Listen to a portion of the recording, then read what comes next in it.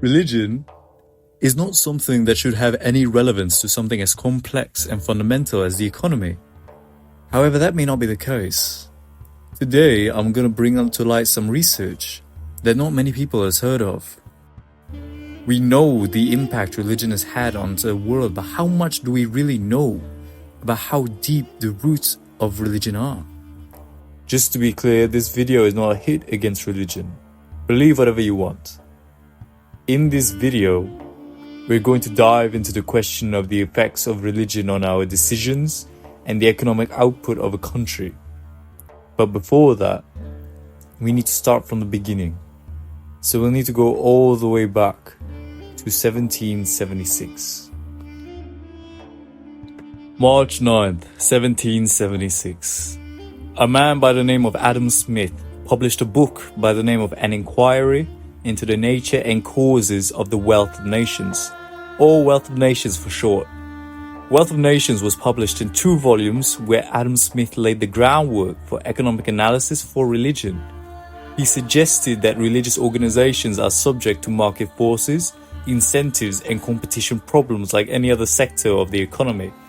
This will later be expanded upon by a man named Max Weber, author of the book The Protestant Ethic and the Spirit of Capitalism. He later identified a relationship between religion and economic behavior, attributing in 1905 the modern advent of capitalism to the Protestant Reformation. Scholars hypothesize religion impacts economic outcomes through religious doctrines promoting thrift, work ethic, honesty, and trust, which were also described by Max Weber himself in his aforementioned book. The study suggests there is a channel from religious behaviors to macroeconomic outcomes of economic growth, crime rates, and institutional developments. Meanwhile, other studies highlight the effects of religion on something known as human capital formation as the main mechanism behind the dependency. Now, human capital is a concept used to designate personal attributes considered useful in the production process. It encompasses employee knowledge, skills, good health, and education. It is believed that human capital formation is driven by higher religious importance of literacy. But enough about that. Let's get into the details of the research. A paper published in the National Bureau of Economic Research called Religion and Economic Growth by Robert J. Barrow and Rachel M. McCleary used international survey data on religiosity from a broad panel of countries to investigate the effects of church attendance and religious beliefs on economic growth. The data included national account variables and an array of other economic, political, and social indicators for over 100 countries observed since 1960. Some researchers argued that explanations for economic growth should go further to include a nation's culture. Culture is usually thought to influence economic outcomes by affecting personal traits, such as honesty, thrift, willingness to work hard, and an openness to strangers. Religion is one important dimension of culture. Thus, Weber argued that religious practices and beliefs had important consequences for economic development. One prominent theory is the secularization hypothesis, whereby economic development causes individuals to become less religious as measured by church attendance and religious beliefs. The beliefs may refer to heaven, hell, an afterlife, God, and so on, or may just refer to tendencies of people to characterize themselves as religious. The secularization hypothesis also encompasses the idea that economic development causes organized religion to play a lesser role in political decision-making and in social and legal processes more generally. Economic development does not have a single dimension, but rather involves regular patterns of change in a number of economic, social, and political variables. For example, development typically features not only rising per capita incomes, but also higher levels of education, urbanization, life expectancy, and lower levels of fertility. The secularization hypothesis remains controversial, and an important competing theory focuses on market or supply side forces. This approach downplays the role of economic development and other demand factors for religion and focuses instead on competition among religion providers. A greater diversity of religions available in a country or region is sought to promote greater competition, hence a better quality religion product, and hence greater religious participation and beliefs.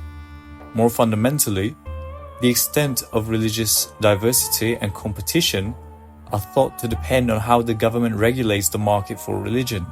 For example, the existence of an established state church, as in Scandinavia, is viewed as one source of a low degree of religious pluralism and therefore of low participation in organized religion. Greater state regulation of religion, which was measured by, among other things, whether the government appoints or approves church leaders, was argued to decrease the efficiency of religion providers and therefore to generate lower rates of church attendance. However, state religion also typically involves subsidies, such as payments to church employees and the collection of taxes dedicated to church uses. Economic reasoning suggests that these subsidies would encourage formal religious activity. Hence, the overall impact of a subsidized state church on religious participation could be positive. The purpose of this paper is not to assess the validity of the secularization hypothesis or the market model of religious participation. Rather, this paper suggests the correlation of religiosity mostly to facilitate an analysis of the effects of religion on economic growth. Specifically, the study of religiosity suggests plausible causation from religion to economic performance rather than the reverse. Historically speaking, religion can have a long-lasting effect on a society and its economy. For instance, municipalities of Spain, with a history of a stronger inquisitorial presence, show lower economic performance and educational attainment today. Similarly, Protestantism in Germany has long affected education and thus economic performance. In 1816, school attendance was about 50% in Catholic regions, while it was only about 66% in Protestant regions. Higher literacy rates of Protestants can be observed in the 1870s and 1880s in Prussia. It can be caused by the fact that Martin Luther favored Christians reading the Bible by themselves. Elements of Protestant ethics described by Weber and economic prosperity may have emerged before the Reformation. In the case of England, regions that were exposed to Cistercian monasteries experienced a faster productivity growth from the 13th century onwards. The cultural influence was persistent even after the monasteries were dissolved. Modern attitudes towards hard work are positively related with influence from the Cistercians in the region. Of course, this doesn't mean everything is clear-cut and obvious. In 2016, a paper was published called The New Economics of Religion by Sriya Iyer from the University of Cambridge, where Sriya pointed out, quote, "Related to this is the fundamental debate between Adam Smith and David Hume about the value of religious pluralism, the relationship between pluralism and religious participation, and the role of the church and the state." End quote. As I have also stated, the secularization hypothesis is also a very controversial one, and many arguments have been given against Adam Smith's claims. However, what we can say for sure is that this has broad implications for our understanding of religion and economics. I highly suggest you take some time to read up on this paper, because it's truly a fascinating discussion. I will have a link to it down below in the description. This topic, however, is very broad and complex, and I'll make a future video getting into the further details on religious influence and economic growth. But that's all for now. Feel free to like, comment, and share this video. I'll see you next time.